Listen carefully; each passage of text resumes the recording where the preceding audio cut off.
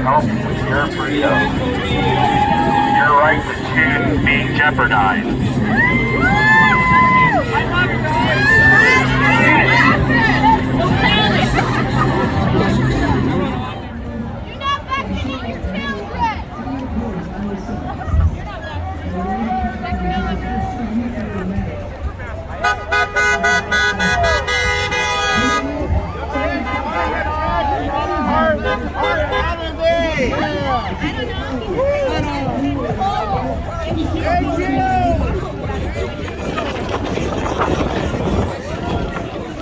That's medical freedom. Defend your liberty.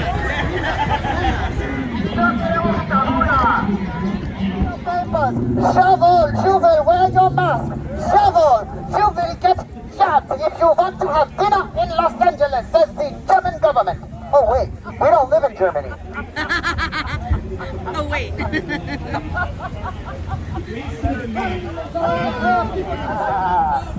Be a good sheep and wear a mask. Wear your mask. Be a good compliant sheep and wear a mask. You have to use humor. You have to use anything to get through. Breaking news! Fresh air and sunshine won't kill you. You can take your mask off. El aire fresco no te hace daño. Quítate la máscara.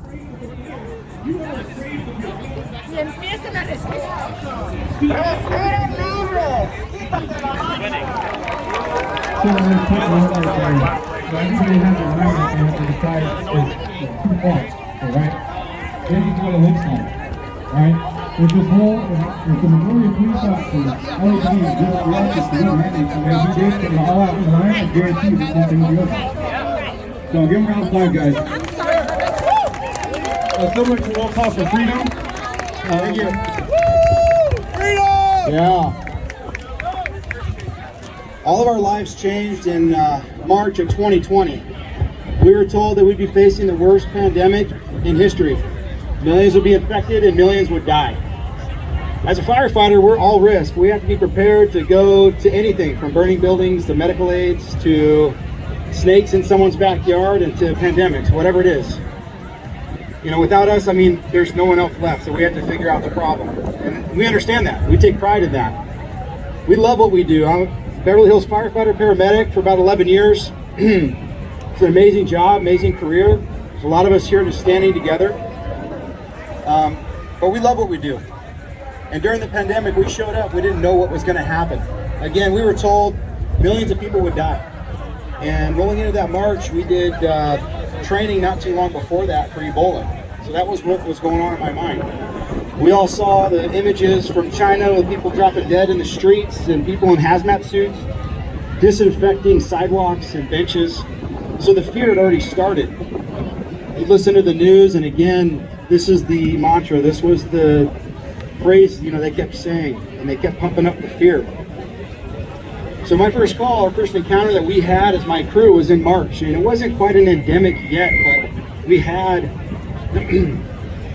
a person who traveled from that part of the world who had positive flu-like symptoms. So we showed up. There was no protocols, there was no policies in place. Our department didn't know what to do with it yet. And as a crew, we've been watching the news, so we knew this is a possibility that we could all get infected and die or spread it to our family. We didn't know. But we showed up anyways. We did what we normally do. We huddled up around the rig and we discussed what we would do. The person who would be in, patient contact, he put on extra PPE. We had the patient come out, put him in back of the rescue. We tried to limit exposure to the rest of the crew. After the call, we deconned, we showered, we did what we could, and then we waited to see if we got infected. We waited to see if we were going to die. Never happened. But that was the risk we were taking, and being a firefighter or a first responder, we could die from all kinds of things on the job. Getting hit by a car, getting shot, going in a burning building. These things happen. This is a real risk. We never cowered down from that. We always showed up. So during the pandemic, we continued to show up. We did what we normally do. We didn't ask for praise. We didn't ask for the title of being called a hero. In fact, if you want to make a firefighter or a cop uncomfortable, call us a hero and you'll see us squirm in our seats. We don't like it. We don't do it for that purpose. Genuinely became a firefighter because I want to help people. On your worst day, when you're living your nightmare, we want to show up and we want to make a difference and make a change. That's why we do it. We started noticing that, at least I did, and I know a lot of others agree with me, but during the pandemic, things changed. Call volume plummeted to near zero. Hospitals were empty. And it was actually kind of nice coming in from where I live. No traffic coming in LA. It's incredible. I remember dropping a patient off at the hospital, and it was at Cedars-Sinai, which is one of the busiest hospitals here in LA. And it was empty. It was a ghost town. I remember joking with the staff at the time, the nurses and the doctors, that they must have been bored. There was no one there. We drop our patient off, we get back in the rig, and we go back to the station. Put on the local news, and what are they talking about? It's packed. Yeah, it's inundated with sick patients.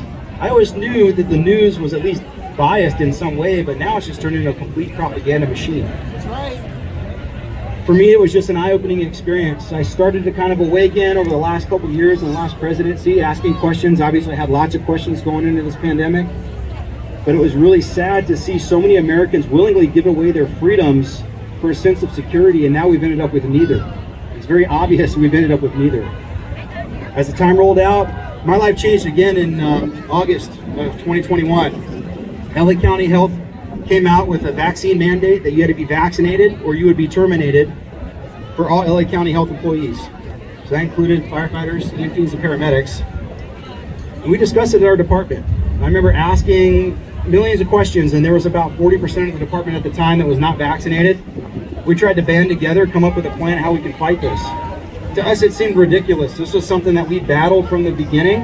A couple of us were, well, most of us got infected actually. I had COVID over a year ago. I recovered and I was fine. I have natural antibodies. We believe that was a good argument. We believe that would be something they would take into account. It was never an argument on the table. They never discussed it, never said anything. Either you're vaccinated or you have to have one of two carve-outs, which was a medical or religious exemption. There was another narrative that was going on in the firehouse too. The fire chief at the time told us, religious exemptions, you can only have that if you're a Christian Scientist or a Dutch reformer. Yeah, that was exactly how we responded. What? That doesn't sound right to us. So of course, as firefighters, what do? We become the expert in what we have to know next. So we went online and studied and talked to people. We discovered that wasn't true at all. Title VII affords us the right to have a deeply held religious belief, regardless of your denomination or the church or wherever you're at. You have that right, you have that ability under the Constitution and our Human Rights Act. So going forward, we kept asking again, what's the plan? What's it look like? What happens if we do not comply? There was a lot of discussion. We were really, honestly, we're a small department. We're about 81 individuals in Beverly Hills, 3 stations, and we were really counting on LA City, Big Brother, to be able to come and put an injunction on this and stop it for all of us. That was a lot of the discussion. We discussed no one showing any vaccine passport or any vaccine proof. You know, if we stand together in solidarity and we don't show any proof that we're vaccinated, what are they going to do? They can't send us all home. So we tried to band together. That was another route that we discussed. It seemed like it just hit us so hard and so fast, guys didn't know what to do. Fear set in. Guys were worried about their job. Guys were worried about their comfortability levels. They were worried about losing their income. You know, a lot of us are sole providers at home. And so, yeah, that's a real worry. That's a real fear. But what's more important than that is our freedom. I never saw this as a vaccine or a shot. There's never really, it's not even a choice when they're forcing you to take it to lose your job. It's coercion. But really, it was a removal of our freedoms yet again. We've given up church, we've given up school, we've given up the ability to breathe unrestricted. And now they want to take away the ability of saying no, then putting some kind of unknown substance into my body. What happened to our own personal body autonomy and our own choice? That was going out the window. And a lot of the discussion was, hey, just go with the program. We got a good thing going here. You don't want to mess it up. We're comfortable. Why would we rock the boat? Just submit your religious exemption. We'll go that route. Okay. I played by the rules. As a firefighter, we're very accommodating, and we do play by the rules. It's a paramilitaristic organization where we have rules, we have policies, we have procedures, and we want to do what's best for the community and for the public. That's the part we follow on these things. So really going forward, it was difficult, but I tried to play by the rules. We submitted religious exemptions, which then subjected us to interrogations by HR and their attorney. So I'm sitting across the desk from an individual who lived comfortably in her own home, safe, during the whole pandemic, where we were out on the streets dealing with sick people in the beginning. Again, didn't know if I was going to die. Didn't know if I was going to bring home my family. But we showed up anyways, and we did what we normally do without complaining, without asking for the title hero. But we showed up. And here I am sitting in this Zoom meeting because she's too afraid to have it in person with her attorney. And now she's holding my career over my head. We know that. And I'm wondering if I'm answering these questions appropriately, right, wrong, wondering what we're doing. There was an immense amount of stress that led up to that. And I know everyone who was in this position can testify to that. There's days I had to go home sick because I had such bad palpitations and anxiety levels that they were putting on us. And our job is stressful enough, we don't need to add anything else. And they were creating a mental health crisis there right now with everyone that's still there. Okay, they're still living under this oppressive regime, and they're feeling it. But in this interview, I asked her specifically, I said, what criteria are you using to judge my religion, to judge my deeply held religious belief? Because the only person I know that can really judge me on that is God himself. She laughed, and she said, oh, we don't have any. We just have the right to ask for clarification. Okay, so we went on with the interview. No criteria, no special training on her end, and then I found out a few days later that she denied it. In her email it stated, I've reviewed it, and I've decided to deny it. However, if you feel like you're being discriminated against, you can file a complaint with me. This is what we're dealing with, and this is what we're fighting. She is the judge, the jury, and the executioner. I've been out of work since October 1st. That's when I became an activist. I took to social media. I don't have, thank you. I'm doing everything I can. I'm trying to listen to God's will every day of my life, and I'm praying for his help every day that I do the right thing. But in the beginning, I took to social media. I reached out to Firefighters for Freedom in a plea for help. I'm gonna lose my job. I'm gonna lose my livelihood. I'm gonna lose it, something that I love to do. Thousands of hours of training, thousands of hours of volunteer time. Living with my second family during holidays, during birthdays, anniversaries. We missed all those things. I risked my own health and for my brothers and for my second family at the firehouse. And now I'm being ripped away from that. I'm being taken out of my home. And I begged them for help. And they reached out and they put their arms around me. And that next day, just everybody who's here, I know many here too have supported me and put their arms around me. And we're not alone. I felt very alone that next morning, but I realized I'm not alone. There are so many people that are waking up. So many people that have that righteous anger inside of them that now are being woken up and seeing what's happening to our freedoms. They're being removed. And they're showing up to events like these, and they're showing up to events like in San Diego and worldwide. But our state is the battleground state. This is where it's happening, and this is where we have to stand and fight. We have a moral obligation to stand and fight and defend our children and the next generation. That's right. We're being called upon to stand up for our freedoms. As a firefighter, there's been many times where I've had to stand in between a victim and the victimizer. Whether there's a doctor malpractice against their patient in surgery, done that many times, or a parent against their children, whatever the case may be. First responders, we take that responsibility very seriously, and that's how we feel this is right now, is that we're standing in between tyranny and America. And so I'm willing to risk it all and lose it all in the name of freedom, in the name of our kids' future, in the name of our Constitution, in the name of our God, our country, our families. What matters the most. And I'm going to continue to fight, and I might die trying, but God help me, I'm going to keep fighting as much as I possibly can. Thank you for your support, thank you for coming, and let's keep the momentum going. Thank you.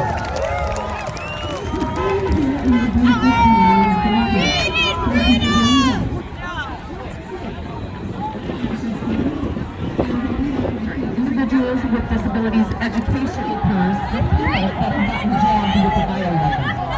Just so you know. Fucking Darwinism, it's awesome! Dr. Fauci's a fraud!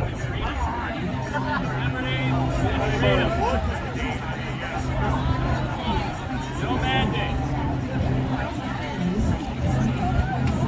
The vaccines suck ass!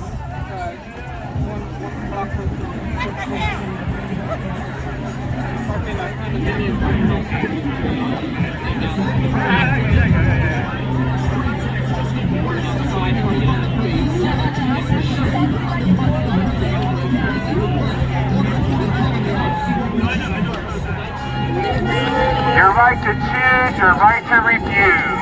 Your right to choose, your right to refuse.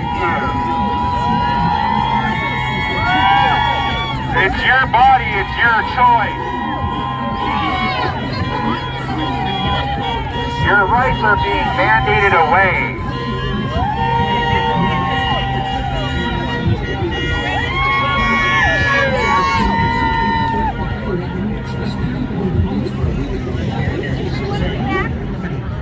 We the People Coalition is an organization that started in San Diego.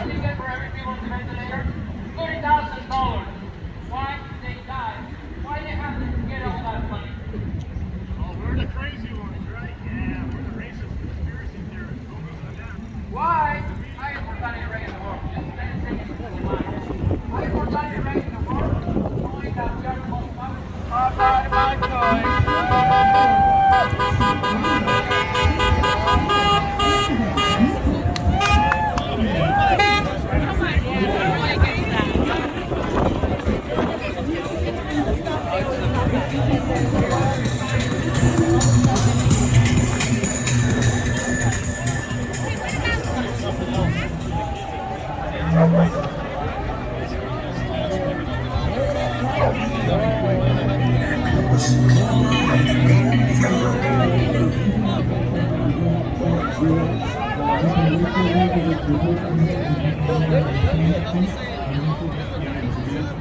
Put them on remdesivir or the ventilator.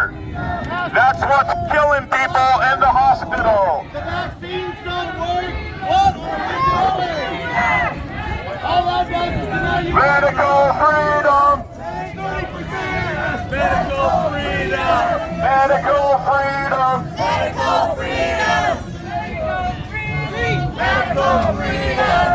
Medical freedom. Medical freedom. That's right. Jesus saves, not Anthony Fauci. Hallelujah! Woo! Jesus saves, not COVID. Time to wake up. Get vaccinated. This is depopulation. It's time to wake up. No to the mRNA.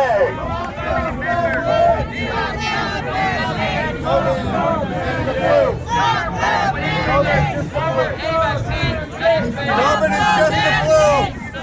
You got the flu. You don't need a mask.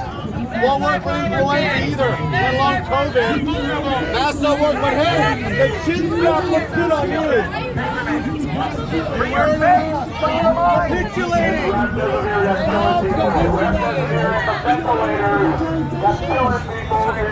Take your freedom back! Take your freedom back! Take your freedom back!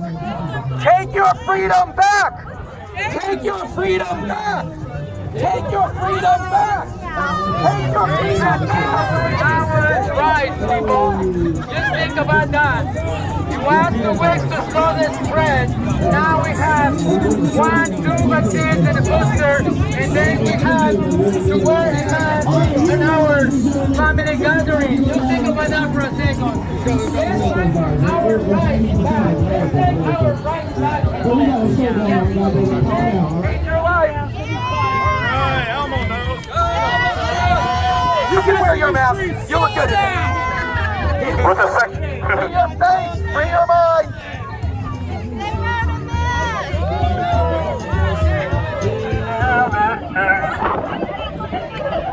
Medical freedom. Medical freedom. Medical freedom. Medical freedom. Medical freedom. Medical freedom. Medical freedom. Masks don't work. You don't need to wear the face diapers. All it is a symbol of slavery. That's the symbol of the face diaper. Well, we're on it, so. Vaccines kill! Vaccines kill! Masks don't work! Masks don't work.